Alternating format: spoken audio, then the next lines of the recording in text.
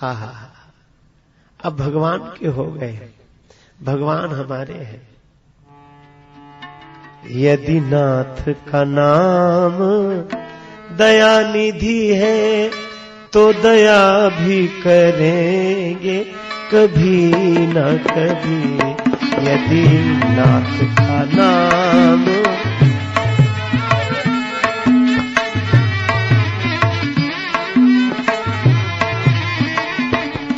अघहारी हरि दुखिया जन के दुख क्लेश हरेंगे कभी न कभी। यदि नाथ का नाम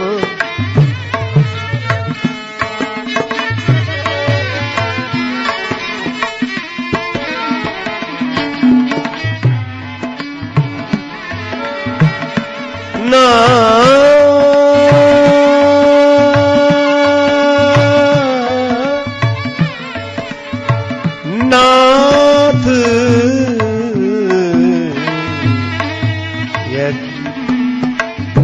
नाथ का नाम गया। विश्वास, यही डोली में बैठना है। भक्ति की डोली में बैठो तो बस विश्वास पूर्वक बैठो। कहां ले जा रहे हैं वो पहुंचा देंगे। जिनके कंधे पे बोझ है डोली का, उन्हीं पर बोझ है हमारा। भगवान की शरणागति, भगवान के नाम रूप का जो आश्रय लिया है, यही पहुंचा देंगे। भगवान का विरध ही हमें भगवान से मिला देंगे। लेकिन श्री भरत जी काहे से जा रहे हैं?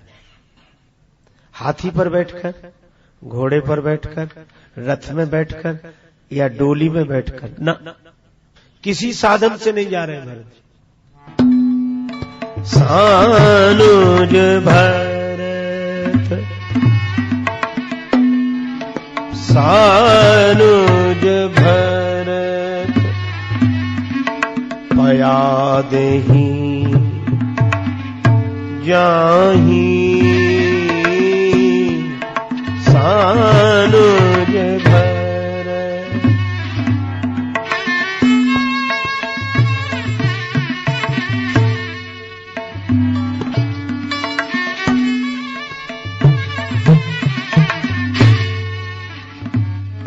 बनसिया राम समुझी मन माही। बनसिया राम समुझी मन माही। सानुज भरत पया देहि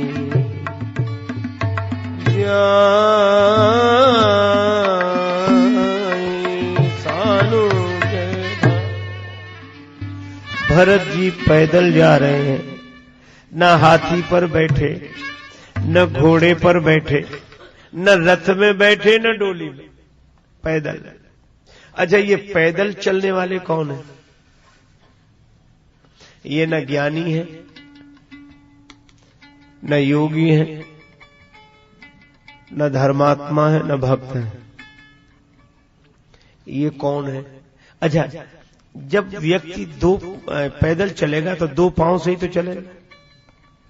एक पांव आगे, एक पांव पीछे, फिर ये पांव आगे, वो पीछे। ये दो पांव से चलने वाले लोग पैदल हैं, पैदल चलने वाले। और मुझे लगता है कि अगर जीवन में ज्ञान की निष्ठा धारण न कर सकें, योगी न हो सकें, भक्त न हो सकें, धर्मात्मा न हो सकें, तो कोई चिंता मत करो। ये दो पांव से ही चलो, अर्थात दो पद से चलो। और दो पद का अर्थ है श्री राम नाम के दो अक्षर, इन्हीं के सहारे चलो। रेमन तू दो अक्षर पढ़ ले, दो अक्षर के राम नाम से जीवन अपना गढ़ ले। बस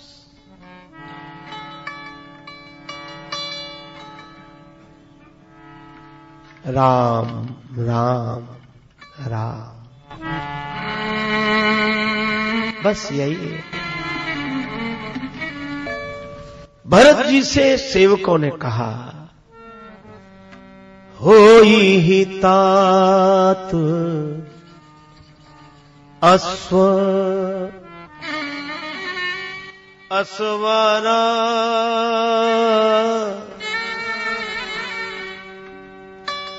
घोड़े पर बैठ जाए। आप पैदल चल रहे हैं, यह ठीक नहीं। श्री भरत के आंखों से तो आंसू बरस रहे हैं। भरत जी ने सेवकों से कहा, ठीक कहते हो, हम पैदल चल रहे हैं, यह सचमुच ठीक नहीं है, हमें पैदल नहीं जाना चाहिए। फिर सिर भरी जाऊं उचित अस मोरा, सब ते सेवक धर्म कठोरा।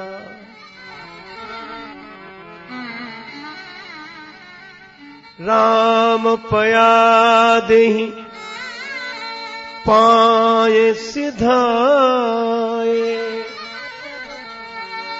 हम कहाँ रथ गज गज बाजे बनाए। बैठी अश्व पर जाऊं मैं पैदल गे रघुनाथ, यह स्वामी के पग परे, तह सेवक को माथ।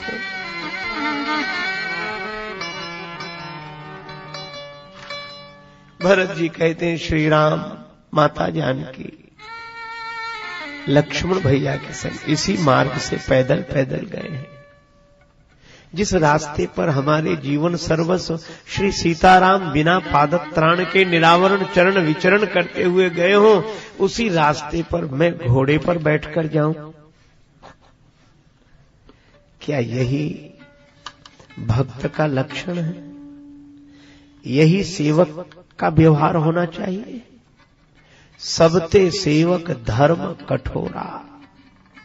सेवक का धर्म सबसे अधिक कठोर है।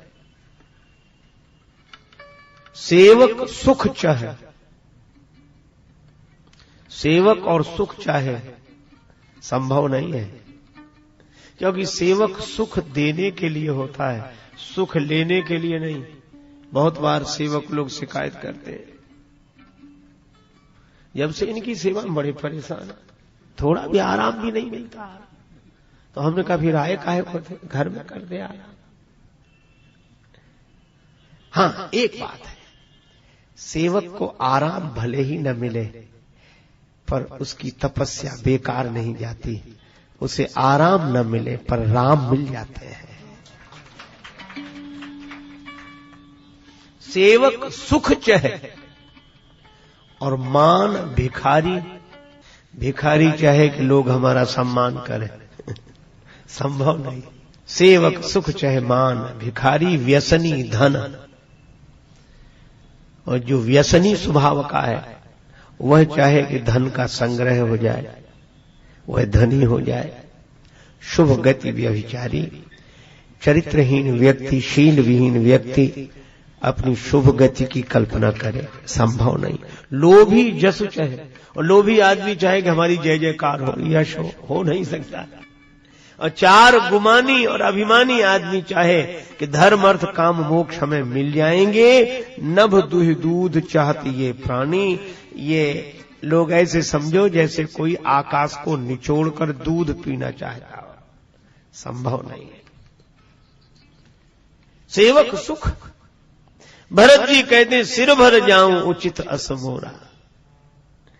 और जब भरत जी ने यह बात कही तो उनके जो सेवक हैं, भरत जी तो राम जी के सेवक हैं और भरत जी के साथ जो आए भरत जी के सेवक हैं। तो श्री तुलसीदास जी कहते हैं कि वो सेवक सोचते हैं कि जब राम जी के सेवक हमारे स्वामी श्री भरत अपने स्वामी के पैदल चलने के स्थान पर सिर के बल जाना चाहते हैं और हम भरत जी के सेवक हैं, तो जिसका स्वामी ही सिर के बल जा रहा हो उसका सेवक फिर कैसे चलकर जाएगा। तो सुन सेवक गण गरहि गलान। लेकिन एक और संकेत है, कोतल संग जाहि डुरियाई। घोड़े को साथ लिए हैं सेवक लोग, यद्यपि प्रयोग नहीं कर रहे हैं, पैदल जा रहे हैं, पर साथ क्यों लिए हैं जब पैदल जा रहे हैं? इसका अर्थ यह है कि हम भले ही उस मार्ग से न चलें, उस साधन का व्यवहार न करें, लेकिन वह साधन व्यर्थ नहीं है। अपनी साधना में, अपनी निष्ठा में रहते हुए दूसरों के साधन का विरोध नहीं करना चाहिए, उसका भी मंडन करना चाहिए। यह बात अलग है कि हम जिस नाव में बैठे हैं पार उसी से होंगे, पर दूसरा भी जा रहा है तो उसकी भी नाव है, उसका विरोध नहीं है, पर हमारा यह मार्ग। लेकिन एक और विचित्रता, भरत जी तो जा रहे हैं दीन भाव से पैदल, पर लोगों में अभिमान जाग गया,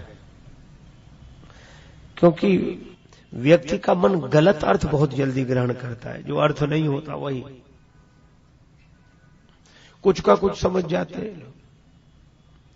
मैंने एक कहानी सुनी थी एक संत के मुख से बचपन में, याद मुझे अब तक। एक बहुत नासमझ मूर्ख प्रकृति का पर सरल सीधा आदमी था।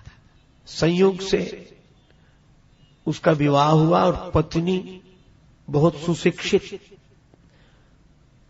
विदुषी थी, घर की मर्यादा रखने वाली, बात रखने वाली।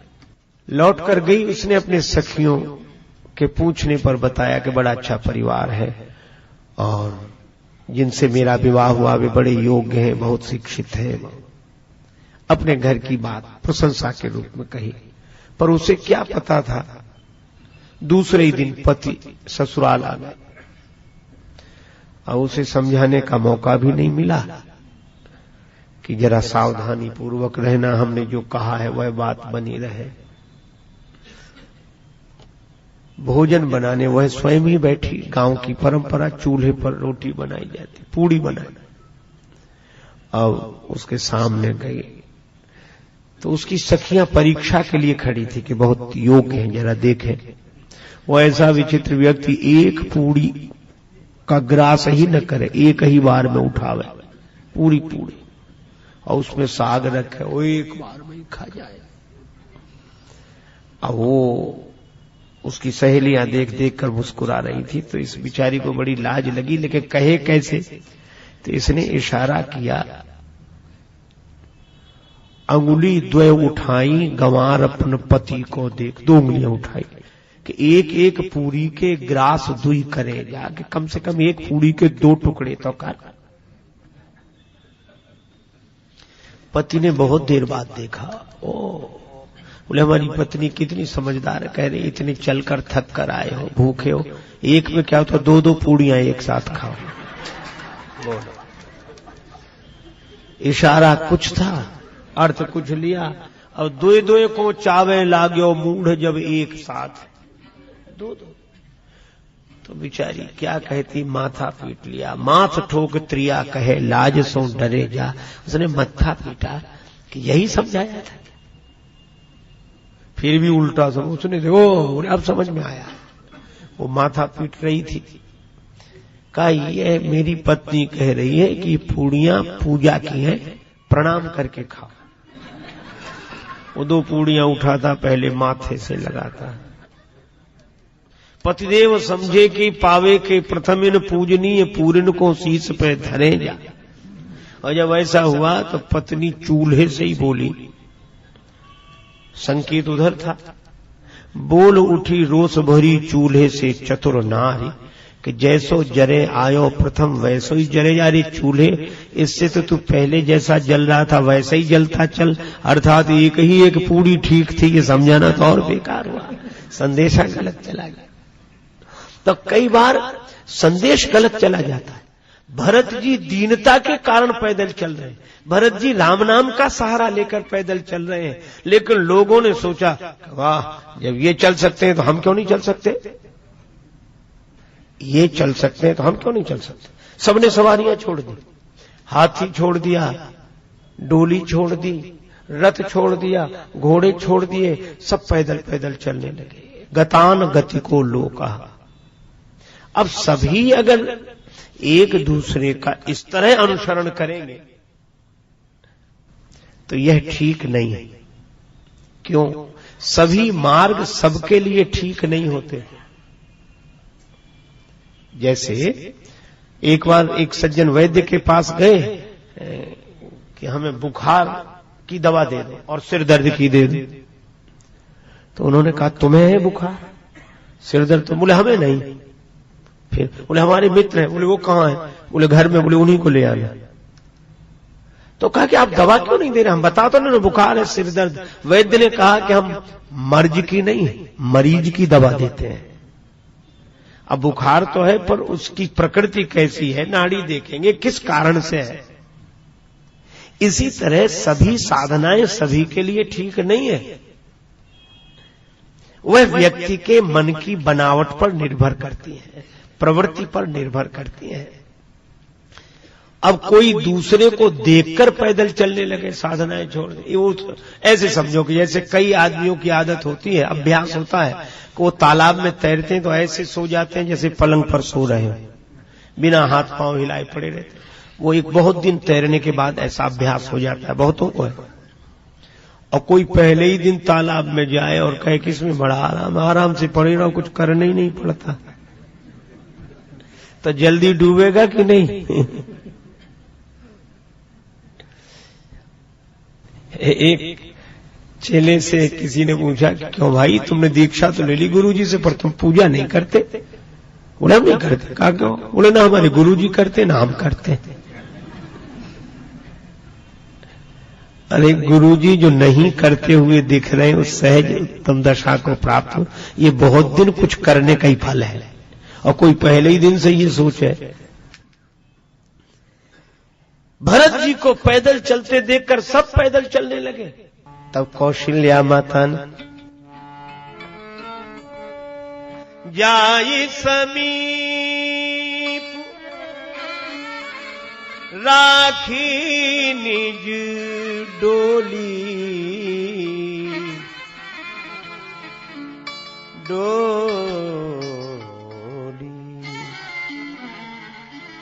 राम मातु मृदु, राम मातु मृदु बानी बोली, जाए समीप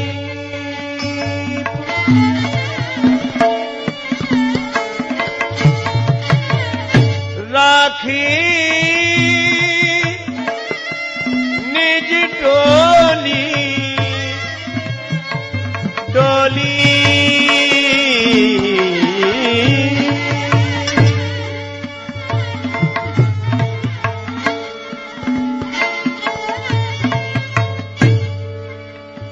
रागी निज डोली, जाए समीप, जाए समीप, जाए समीप।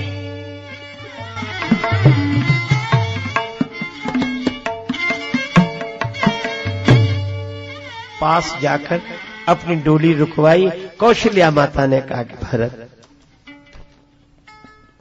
तुम पैदल मत चलो। भरत रोने लगे, मां मुझे इसी में सुख मिलता है।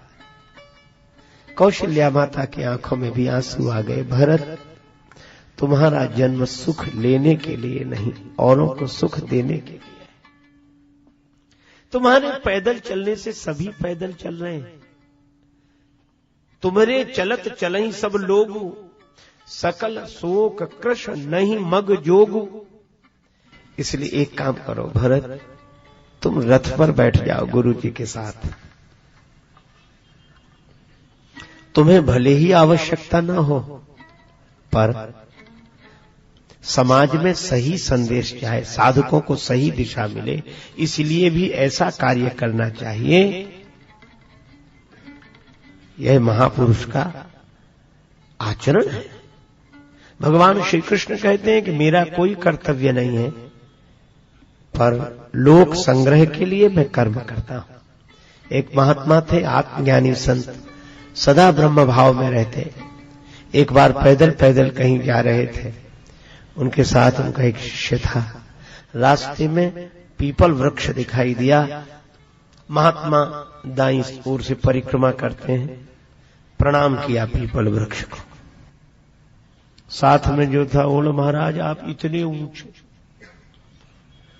ब्रह्म भाव में रहने वाले, आपको भी अभी ये पीपल को प्रणाम करने की जरूरत है। आपको क्या जरूरत है जो इसे प्रणाम कर रहे हो? महात्मा मुस्कुराए, बोले ये मैं अपने लिए नहीं, तुम्हारे लिए कर रहा हूं। हमें तो जरूरत नहीं है, लेकिन अगर मैं नहीं करूंगा तो तुम्हें सहारा मिल जाएगा। कि कोई नहीं करते, बड़े बड़े महात्मा नहीं करते, हम काहे करें। इसलिए महात्माओं को आवश्यकता न होते हुए भी ऐसा आचरण करना होता है ताकि लोक शिक्षण हो सके। भरत तुम रथ पर बैठ जाओ। श्री भरत जी ने कोई विवाद नहीं किया। भक्त की एक ही पहचान है जो विवाद न करे। कोई विवाद नहीं, बैठ गए। तो सभी सवारियों पर बैठ गए। श्री भरत का दल आगे चला। निखाद राज को पता लगा, श्रृंगवेरपुर के राजा निखाद को, भरत आ रहे।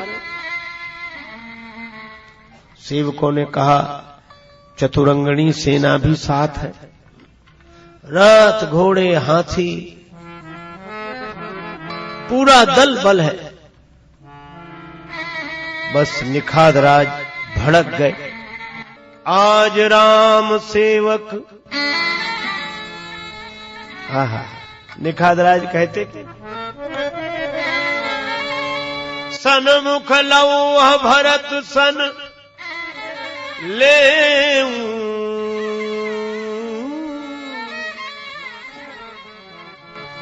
जियत न सुर सरी उतरन दे। आज मैं भरत से युद्ध करूंगा, जीते जी गंगा जी के इस पार नहीं होने दूंगा। राम जी को असहाय जानकर, वनवासी जानकर उनसे युद्ध करने जा रहे हैं, उन पर चढ़ाई करने जा रहे हैं। समर मरन पुनि सुर सरी तीरा, मरूंगा तो युद्ध में वीर गति को प्राप्त होगा, और वो भी गंगा जी के किनारे। राम काज क्षण भंग शरीरा,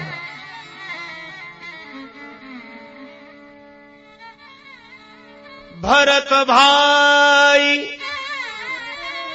अरु में जननी चू। भरत उनके भैया है, मैं तो राम जी का छोटा सा सेवक हूं। बड़े भाग अस पाई मीठू,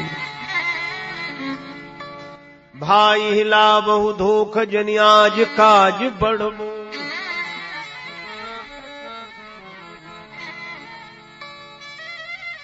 कार्य है मुझे, धोखा मत देना, तैयार हो जाओ युद्ध के लिए। अच्छा देखो, इस प्रसंग से एक शिक्षा और मिलती। हृदय मिले हों तो तन दूर रहने के बाद भी मन दूर नहीं होता, और मन ही न मिले हो तो आप इकट्ठे तो रह सकते हैं, एक कभी नहीं रह सकते। इकट्ठे होना और एक होना अंतर है। जहां हृदय मिलते हो वहां व्यक्ति एक होते हैं, और जहां हाथ मिलते हैं वहां इकट्ठे होते हैं। हाथ के साथ यही कठिनाई है, कब कौन किससे हाथ मिला ले, आपको पता ही नहीं लगेगा कब कौन किससे हाथ मिलाने वाला है। और दूसरी भी बात है, कब कौन हाथ खींच ले, पता ही नहीं लगता। एक से पूछा कि हाथ खींच क्यों लिया जो मिलाया था, तो बोले हमने तो हाथ बनाने के लिए हाथ मिलाया था। बन गया तो खींच लिया। हाथ मिलते हैं वहां लोग इकट्ठे होते हैं, पर इन इकट्ठे हुए लोगों को एक मत समझना। पर जहां हृदय मिलते हैं वहां व्यक्ति एक होते हैं। इसलिए हमारे यहां पुरानी परंपरा है, जब कोई मिलते थे तो हृदय से, उसका भाव यह है कि मिलो तो ऐसे मिलो कि हृदय से मिलो। भले ही तन के मिलने के ढंग से हृदय से न मिलो, पर भाव से हृदय से मिलो। संकेत वही है। चलो अब हृदय से मिलना बंद हो गया, चलो हाथ ही सही मिलते तो हैं, पर अब वो भी मिलने बंद हो गए। अब हाथ मिलते नहीं, अब हाथ हिलते। मिलते नहीं, हिलते। और इसका अर्थ साफ साफ कहते कि हम तुम्हारे नहीं, हम तुम्हारे नहीं, हमारे भरोसे मत रहना। तो सामने वाले भी कहते हैं कि क्या हमें तुम अपने ही समझते हो, हम भी तुम्हारे नहीं। आप देखो लक्ष्मण जी चित्रकूट में, निखाद राज श्रृंगवेरपुर में, और दोनों गुरु शिष्य हैं। निखाद राज को लक्ष्मण जी ने उपदेश किया रात्रि में गीता का, लक्ष्मण गीता कहलाता। और सही बात है, रात्रि में ही तो उपदेश की आवश्यकता है। मोह निशा सब सोवनिया। अच्छा, यह भी अद्भुत संकेत है कि उपदेश दिया किसने? का लक्ष्मण जी ने। क्यों? जागन लगे बैठ वीरासन। लक्ष्मण जी कभी सोए नहीं। इसका अर्थ क्या? जो सदा जागृत रहता हो, जो मोह की नींद में जागा हुआ हो, वही दूसरे को जगा सकता है।